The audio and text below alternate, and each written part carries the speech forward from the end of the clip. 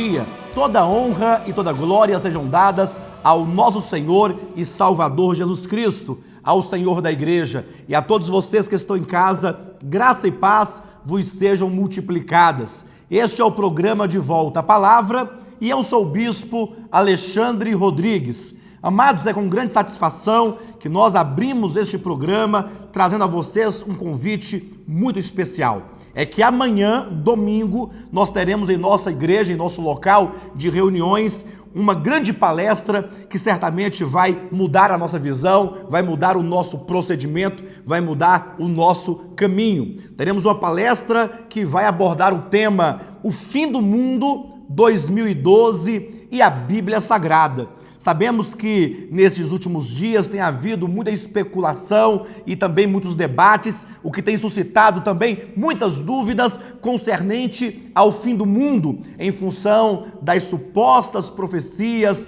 dos maias, do calendário dos maias, de profecias de Nostradamus, e então muitas pessoas místicas, inclusive, têm se levantado para falar aí de um fim do mundo próximo, agora já para o ano de 2012. Muitas pessoas têm nos perguntado sobre essa questão e é por esta razão que nós propomos então uma palestra para abordar este tema, para extrairmos da Bíblia Sagrada respostas. O que a Bíblia tem a nos falar sobre o fim? O que a Bíblia chama de o fim? Qual é o conceito bíblico da palavra de Deus para o tempo do fim, para o fim dos tempos? Quais são os acontecimentos que sucederão, então, que vai dar o desfecho de todas as coisas e que antecedem o reino milenar de Cristo Jesus e a eternidade vindoura? Pois então, venha você e a sua família, esteja conosco amanhã às 18 horas, neste endereço que está aí no seu televisor, QNE 19, lote 40, Taguatinga Norte. Amanhã, às 18 horas, na palestra O Fim do Mundo 2012 e a Bíblia Sagrada. Estaremos aqui esperando por todos vocês para juntos desfrutarmos da palavra de Deus e termos então a mente esclarecida concernente aos acontecimentos finais. E hoje, queridos, então queremos dar a continuidade à série de mensagens que já temos tratado, que começamos já há algumas semanas, sinais de apostasias nos últimos dias, e hoje queremos enfatizar de uma maneira particular a epístola de Paulo aos Colossenses. Sabemos que quando o apóstolo Paulo e também os demais apóstolos escreveram as suas epístolas, eles escreveram, na sua maioria, para tratar de problemas de apostasias presentes no seu tempo. Sabemos que desde que o Evangelho de Jesus começou a ser propagado, começou a ser divulgado e ensinado pelos apóstolos, e este Evangelho então foi ganhando campo e ganhando pessoas e crescendo em todo o mundo, logo Satanás suscitou seus ministros para ministrar o engano, para ministrar sofismas e assim procurar falsificar o Evangelho ou corromper a verdade do Evangelho. Então, falando nós de apostasia, é preciso que nós voltemos o nosso olhar para as epístolas, para nós então discernirmos, por um lado, qual é a verdade de Deus em relação a Cristo e a sua obra, e então, por outro lado, podermos identificar quais são os sinais de apostasias que já entravam na igreja naquele tempo e que ainda hoje se faz presente na nossa época. Abra sua Bíblia em Colossenses, capítulo 2, e veja só como que o apóstolo Paulo, logo de início, suscita aqui uma grande preocupação com respeito ao coração e à mente da igreja. Veja, capítulo 2 de Colossenses, a partir do versículo 1. Diz assim: gostaria, pois, que soubesseis quão grande luta venho mantendo por vós, pelos laodicenses e por quantos não me viram face a face, para que o coração deles seja confortado e vinculado juntamente em amor, e eles tenham toda a riqueza da forte convicção do entendimento para compreenderem plenamente o mistério de Deus, Cristo, Amados irmãos e amadas irmãs, eu quero chamar a sua atenção para essa porção da Escritura. Observem como que o apóstolo, ele nos traz aqui uma preocupação profunda. Ele diz que ele gostaria que nós soubéssemos a grande luta que ele mantinha por nós. A Bíblia fala de uma luta intensa que os apóstolos enfrentaram naquele tempo e que todos os servos de Deus, ao longo dos tempos, têm enfrentado. Esta luta de que o apóstolo Paulo se refere é a luta de que ele falou em 2 Timóteo, no capítulo 4, quando ele diz: combati o bom combate, completei a carreira, guardei a fé. Ou seja, há uma luta sendo travada desde a época dos primeiros apóstolos pela preservação da fé, pela preservação da sã doutrina. É o que está em Atos capítulo 2, versículo 42, quando diz que a igreja primitiva perseverava na doutrina dos apóstolos. Amados irmãos, grande é a preocupação do apóstolo Paulo e hoje nós chamamos a atenção de vocês para esse aspecto. O Novo Testamento contém a sã doutrina de Jesus Cristo, que a Bíblia chama de sã doutrina, a doutrina dos apóstolos, a doutrina de Deus. Então, qualquer tipo de doutrina, de mensagem que diverge ou que se opõe à sã doutrina encontrada nos 27 livros do Novo Testamento, certamente já é um sinal de apostasia. E para tanto, você e eu, todos nós, os verdadeiros cristãos, precisam estar atentos a qualquer tipo de mensagem e de doutrina que não esteja de acordo com o ensinamento do Novo Testamento.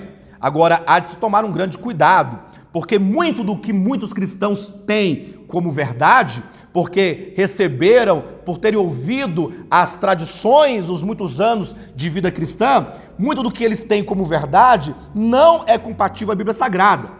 E quando então eles ouvem algo diferente, logo eles julgam por heresia. Ora, heresia não é aquilo que diverge aos seus ouvidos e aos seus pensamentos. Heresia é aquilo que se diverge ou se opõe à Escritura Sagrada.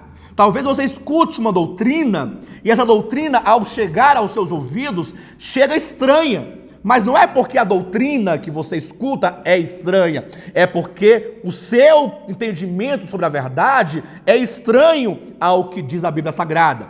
É por isso que nós devemos colocar de lado todo achismo, toda tradição, todo costume e então colocar à prova toda a doutrina à luz da Bíblia. Ou seja, eu coloco de lado o meu próprio pensamento, eu coloco de lado a minha própria herança religiosa, tomo então a mensagem, o tema abordado e eu devo checar com o que diz a Escritura Sagrada.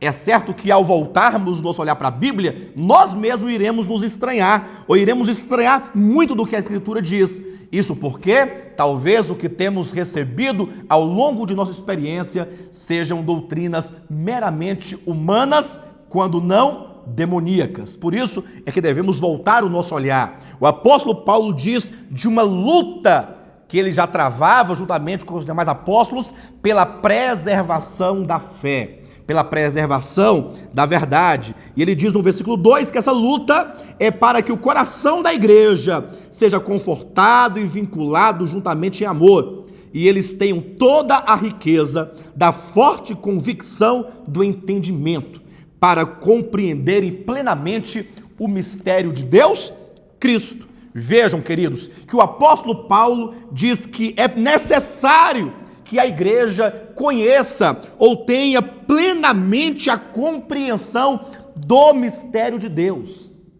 Cristo é o mistério de Deus. E é neste ponto que muitos tropeçam. É neste ponto, inclusive, que os judeus tropeçaram quando rejeitaram a Cristo e o mataram na cruz do Calvário. E é neste ponto que hoje nós vemos sinais de apostasia no meio do povo professo de Deus. Por quê? Porque por não compreenderem o mistério de Deus, por não compreenderem que Cristo é o mistério de Deus, então eles se permitem ser contaminados com outras doutrinas. Ora, quando nós olhamos para a Bíblia como um todo, 66 livros, 39 do Antigo Testamento e 27 livros do Novo, nós vamos nos deparar com uma primeira divisão. A Bíblia é dividida em Antigo Testamento e Novo Testamento. Ora, o que é o Antigo Testamento? O Antigo Testamento é a lei, os profetas e os salmos, conforme está em Lucas, capítulo 24, versículo 44. A lei, os profetas e os salmos anunciaram, profetizaram o Cristo que havia de vir. E eles o fizeram mediante profecias, mediante cânticos, que são os salmos proféticos, e também mediante a lei, que é composta de sombras e de figuras em relação a Cristo. De maneira que a grande verdade do Novo Testamento é que, tendo vindo Cristo, a lei, os salmos e os profetas se cumprem nele. Cristo é a concretização, Cristo é a materialização, é a substância de todo o Antigo Testamento. A antiga aliança preparou um caminho que levasse os homens a Cristo. Tendo vindo Cristo, é necessário que a lei e os profetas deixem de prevalecer ou vigorar como lei, como ordenança para o povo de Deus, para que Cristo seja tudo para o povo de Deus. Isso é muito claro na Escritura Sagrada. Veja comigo em Colossenses capítulo 3, versículo 11, quando diz: no qual não pode haver grego nem judeu, circuncisão ou incircuncisão, bárbaro, cita, escravo, livre. Porém, Cristo é tudo em todos. A grande verdade da Escritura é exatamente essa transição, a transição das sombras e das figuras para a realidade que é Cristo. Isso pode ser visto claramente na experiência da mulher samaritana, quando ela perguntou a Jesus: onde devemos adorar? No monte ou no templo que está no Monte Gerizim ou no templo que está em Moriá, em Jerusalém? Então Jesus falou: vem a hora, e já chegou, em que os verdadeiros adoradores adorarão o Pai em espírito e em verdade. Ou seja, se você, meu irmão, é um verdadeiro adorador, se você, minha irmã, é uma verdadeira adoradora do Pai, então Jesus está ensinando a nós que naquele tempo chegara a hora em que os verdadeiros adoradores já não seriam mais os adoradores no templo de Jerusalém ou no templo de Samaria, com toda aquela cerimônia ou aquelas festas ou aqueles ritos, aquelas sombras, aquelas figuras, aquelas leis e mandamentos da antiga aliança, mas seriam adoradores que adorariam o Pai no templo do espírito humano e na realidade da pessoa de Jesus Cristo. Cristo é tudo para a igreja. Isso nós podemos ver também quando Jesus estava no monte com os seus 3 discípulos e apóstolos, Pedro, Tiago e João, Mateus capítulo 17, e ali Jesus foi transfigurado diante deles. E nós vemos então que, ao ser transfigurado, logo Pedro viu que ao lado de Jesus estavam Elias e Moisés. Elias representando os profetas, Moisés representando a lei. Ou seja, temos o cenário em que nós temos a graça, que é Cristo, a lei e os profetas. Temos o Novo Testamento, que é Cristo, e o Antigo Testamento, que é a lei e os profetas, Elias e Moisés. Quando então Pedro viu aquela cena, logo ele propôs: Senhor, se queres, façamos aqui 3 tendas, uma para ti, uma para Moisés e outra para Elias. Ou seja, na mente de Pedro, ele queria conciliar a antiga e a nova aliança. Mas o que foi então que Deus, o Pai, respondeu a Pedro de dentro da nuvem? Ele disse: Pedro, este é o meu filho amado, em quem eu me comprazo, a ele ouvir. Ou seja, a igreja do Novo Testamento precisa ouvir o Filho, voltar o olhar para o Filho, voltar o coração para o Filho, voltar toda a sua atenção, porque Jesus Cristo tem a centralidade e a universalidade de tudo na era do Novo Testamento.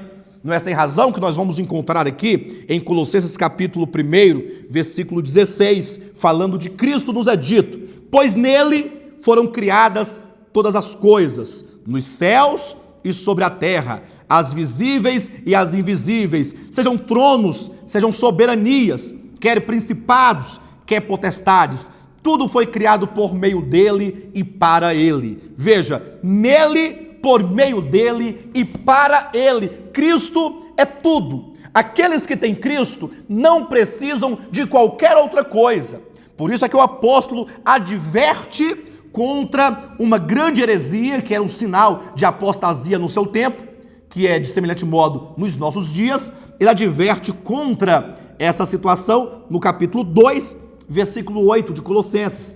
Acompanhe na sua Bíblia e verifique como que o apóstolo Paulo luta em defesa desta verdade. Ele diz: cuidado que ninguém vos venha a enredar com sua filosofia e vãs sutilezas, conforme a tradição dos homens, conforme os rudimentos do mundo e não segundo Cristo. Ele diz: cuidado, para que nenhuma pessoa venha te enganar, nenhuma pessoa venha tomar a tua mente como presa, como peixe é preso na rede. Cuidado para que ninguém venha enredar, venha tomar a tua mente cativa contra o ensinamento de que Cristo é tudo. Ora, eles o farão mediante filosofia, vãs sutilezas, a tradição dos homens, ou seja, eles não se apropriam da Escritura, porque a Escritura ela é cristocêntrica. Certamente eles se apropriam de uma cultura, de uma tradição, de sofismas que são passados de uma geração para outra e vão ganhando força até se tornarem na mente das pessoas uma fortaleza. É por isso que quando a palavra vem, muitas pessoas têm resistência. Ora, a grande questão do apóstolo Paulo, especificamente aqui em Colossenses, é que no seu tempo algo estranho estava acontecendo. Levando em consideração que Cristo é tudo, e que o Evangelho é Cristo, é uma pessoa e a sua obra, e de que a igreja deve ter apenas Cristo e a nada mais, apenas o nome de Cristo e a nada mais, apenas a obra de Cristo e a nada mais, uma vez que a igreja é uma congregação de santos, uma congregação daqueles que creem que Jesus é o Filho de Deus e que se reúnem em o nome de Jesus e em torno dessa pessoa maravilhosa para desfrutá-lo, para exaltá-lo e para ser ministrado por tudo que Cristo é e por tudo que ele fez. Paulo, ele traz uma exortação e uma advertência severa, porque naquele tempo haviam alguns judaizantes que estavam trazendo elementos da lei para dentro da igreja, para dentro do evangelho. Ou seja, eles diziam, o evangelho somente, Cristo somente não é suficiente, é preciso que outras coisas da lei sejam adicionadas para termos um evangelho completo. E é lógico que isso é sedutor. Até nos dias de hoje, isso é muito sedutor, porque os homens sempre têm o orgulho de querer fazer algo para Deus e assim ter algum mérito. O homem não admite que Cristo é tudo na sua vida. O homem não admite que é miserável, que é pobre. O homem não admite que tudo que ele tem e tudo que ele é, como está em Isaías, é apenas trapo de imundícia e para Deus não serve. Porque para Deus somente o seu Filho é que é precioso. Como por ocasião do batismo, o próprio Pai testificou em voz audível, dizendo: este é o meu Filho amado, em quem me comprazo. O prazer do Pai está no Filho. Então, logo o homem, ele quer algo para si, ele quer participar de méritos da salvação, ele quer participar de méritos da bênção de Deus. Então, o apóstolo Paulo, sabendo disso, adverte a igreja para que nós não sejamos feitos presas daqueles que querem corromper o evangelho mediante suas filosofias, mediante sutilezas, mediante a tradição dos homens, mediante os rudimentos do mundo. E ele mostra que nós não temos nenhuma necessidade disso, quando no versículo 16 ele ainda diz assim: olha, ninguém, pois, vos julgue por causa de comida e bebida, ou dia de festa, ou lua nova, ou sábados. Vejam que ele cita elementos da lei, dizendo então no versículo 17, porque tudo isso, ou seja, a lei, tem sido sombra das coisas futuras, ou das coisas que haviam de vir. Porém, o corpo é de Cristo.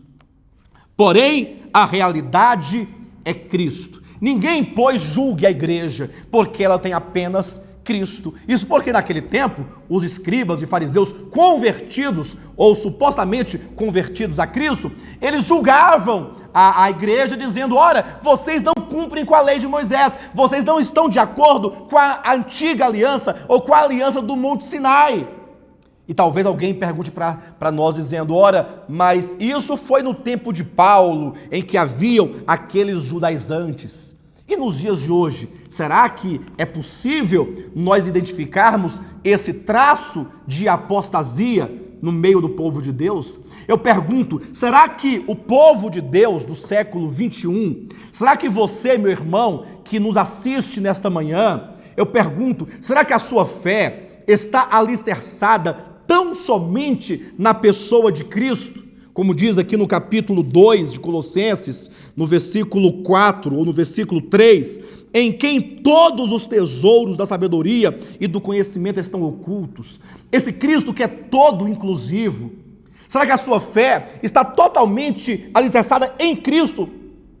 Ou talvez você diga: não, pastor, mas é preciso algo mais. O que nós vemos nos dias de hoje é exatamente esse traço de apostasia. Os cristãos não têm noção clara do que é a nova aliança e desenvolvem, consequentemente, um relacionamento com Deus na base da antiga aliança.